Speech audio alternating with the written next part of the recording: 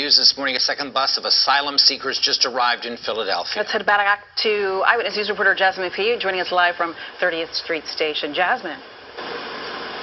Good morning, Janelle. Jim, we are expecting 3 buses carrying about 130 migrants this morning. So far, 2 have arrived, and the second one coming within just a couple of minutes. You can see them boarding the SEPTA bus behind me to go to a facility in North Philadelphia. Now, there were a mix of emotions today as relatives arrived to pick up some of these migrants, some of their loved ones, some of them happy, joyous to see their loved ones, others visibly frustrated, saying that they went this 30-hour drive, or they took this 30-hour drive with limited food and water. Some of them haven't eaten in days, we're told. So just some of the concerns that people are having. There are several groups here. We know that the health commissioner was on scene. Also, the Department of Emergency Management was also here, all helping these migrants so they can settle in, many of them going to places in the surrounding area. We will continue to keep you updated. Again, we are waiting for one more bus here. We're live at 30th Street Station. Jasmine Payne, CBS 3 Eyewitness News. Arriving from Texas in Philadelphia early this morning. Eyewitness News outside of 30th Street Station. This was around 6 o'clock this morning. This is the 6th group of asylum seekers arriving in the city within the last month. This bus was carrying 52 people from several Latin American countries. Now, some of them already had travel arrangements planned or picked up by family or friends. The city of Philadelphia does have a welcome center set up in Hunting Park to help those migrants. As you are now all aware, earlier this morning, Philadelphia received its first bus of asylum seekers from Texas, and we were prepared long before its arrival. For those arriving in Philadelphia today, please know you are welcomed here. Since the summer, our city's Office of Immigrant Affairs and the Office of Emergency Management have been gearing up for the potential arrival of asylum seekers via unplanned and uncoordinated bus routes from southern states, as we have seen in cities like New York and Washington, D.C. I told you, ladies and gentlemen, they knew about this. They planted this behind the people's back. Everybody knew about it but the people's. Several city agencies have been meeting and coordinating regularly with nearly 15 community-based organizations and partners to plan a local response. Preparations for immediate reception and shelter space, emergency health screening, food and water.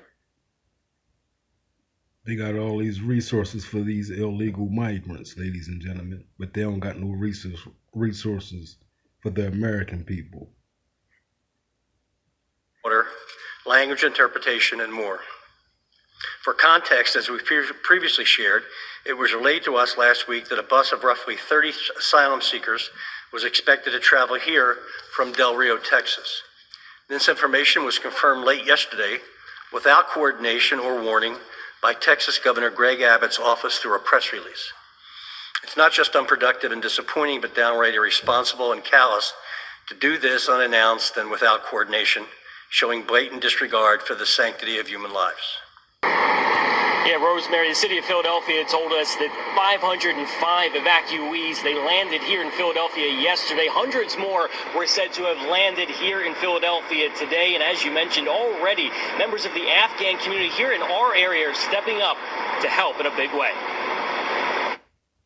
These are new pictures from today of evacuees from Afghanistan arriving here in Philadelphia with only a few possessions in plastic bags. They're here with nothing.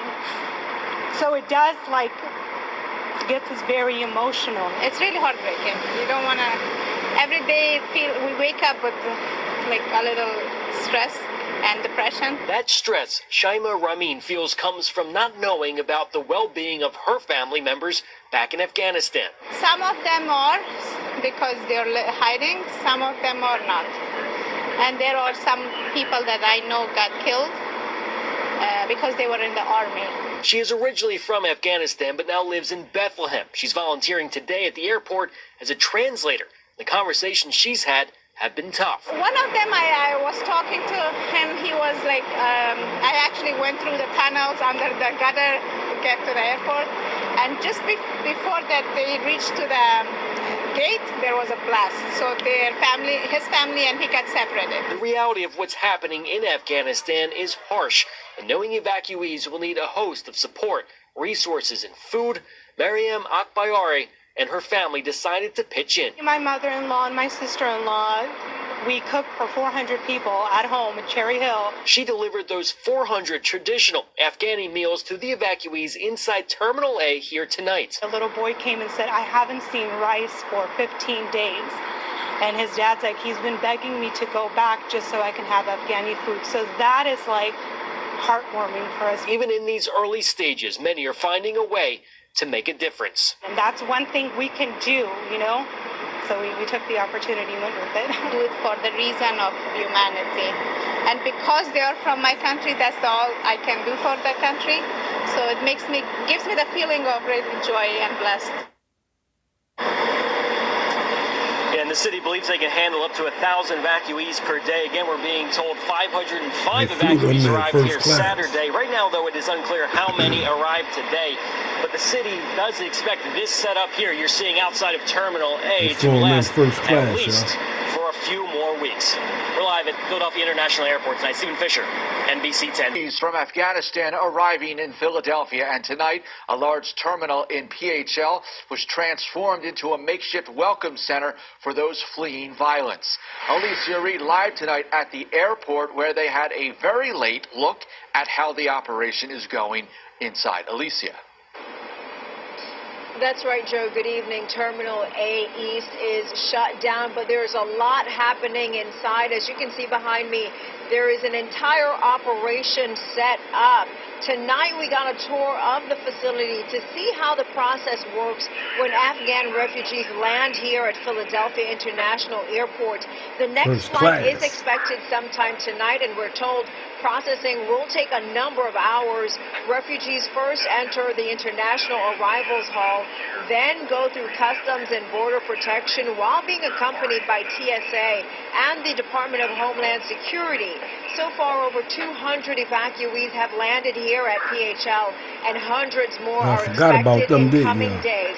We are told upwards of 75 to 100 agencies, including the Red Cross, Salvation Army, and WAWA, are taking part in helping resettle these Afghan refugees. It's called Operation Allies Refuge, PHL. Volunteers have been here for hours, setting up culturally appropriate food, supplies, and hygiene products. The baggage claim area has been transformed into a medical triage center, as well as a COVID-19 testing and vaccination site. In addition to COVID safety, there's also a space for prayer and religious activities. And I can tell you, I was here for the very first folks to walk down. He's staying with Cheryl Parker now, don't he, y'all? And, I'm not afraid to say it was one of the most humbling experiences of my that's the dude 30-year that be career. staying with Cheryl Parker. And we had a lot of, I'm not crying, you're crying moments. Just an absolute all-hands-on-deck effort here. It's an honor to be part of it. Now, the Office of Emergency Management anticipates they may be here for another couple weeks. After refugees are processed, transportation to their final destination is being arranged by the Department of Homeland Security and Defense. Reporting live from Philadelphia International Airport, Alicia Reed, CBS 3 Eyewitness News. In Ukraine. Stop the war in Ukraine. Stop the war in Ukraine. Stop the war in Ukraine. We came out today because the announcement of sanctions yesterday by the American government and by the world, that was not enough to protect Ukraine, to support Ukraine. But I have to tell you, it's not a time for diplomatic talk anymore, and I'm not going to be diplomatic. Ukraine needs more.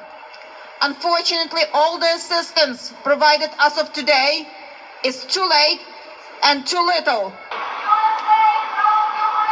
USA, help Ukraine! We are deeply concerned by what's happening in Ukraine. This is an unprovoked invasion. The Ukrainians are so brave and they're going to fight to the death. But they need us. They're fighting alone. We, as Americans of Ukrainian descent, born in Ukraine, we're asking for more sanctions, we're asking for weapons, we're asking for support for this country that's on its own, just standing ground on its own being attacked. We don't have a single minute to wait. So have to stop. Meanwhile, With SEPTA's large-scale service cuts, commuters of all ages feeling the impacts of its so-called doomsday plan. This is the 10 o'clock news. I'm Sheba Russell. Today is the first weekday in this first phase of cuts. 32 bus routes have been eliminated, 16 others shortened, and service reduced on 88 bus, metro, and regional rail lines. Riders dealing with service reductions on top of the first day of school in Philadelphia.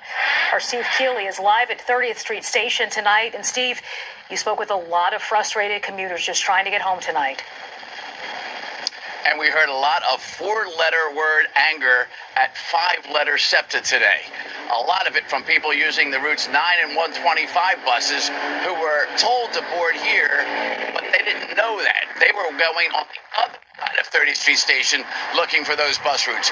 And even the bus drivers we met who were over here with empty buses were wondering where all their passengers were. So there's confusion upon them, too. They're running late as hell, not getting anything organized, and I'm getting sick of it. We asked people on their way home how the first weekday of the SEPTA cuts was going. I got a ride in this morning because I didn't want to deal with the chaos, but it's chaos now. How would you rate day one of this cutback? 0 out of 10, 0. Matter of fact, -10. -10 out of 10. This is the worst. This is my worst experience trying to get home with SEPTA ever. How has day one been for you? I can't cuss on national television. It's been bad. How bad? Real bad. I've been sitting out here since 4:30 and have nothing came at all. SEPTA cuts and confusion made for a miserable Monday commute home. Even the SEPTA staffers at stops trying to help seemed a bit confused themselves. Yeah. However you get up there, you just want to get up to pick up the 125.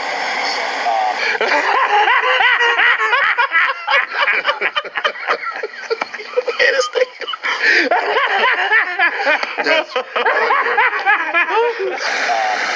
you can pick it up, you know.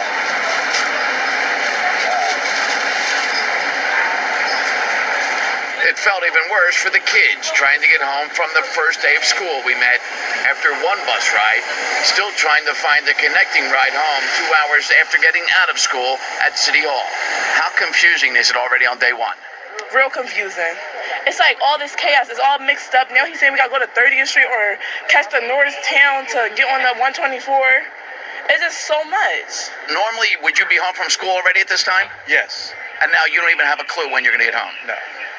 Do you know how to get home from here? Yes. What's the plan now? Walk to 30th Street? Honestly, I might have to. Never know. And then what do? Catch a train or a bus? I'll catch a bus. And you know what number bus? No, I'm gonna have to exit.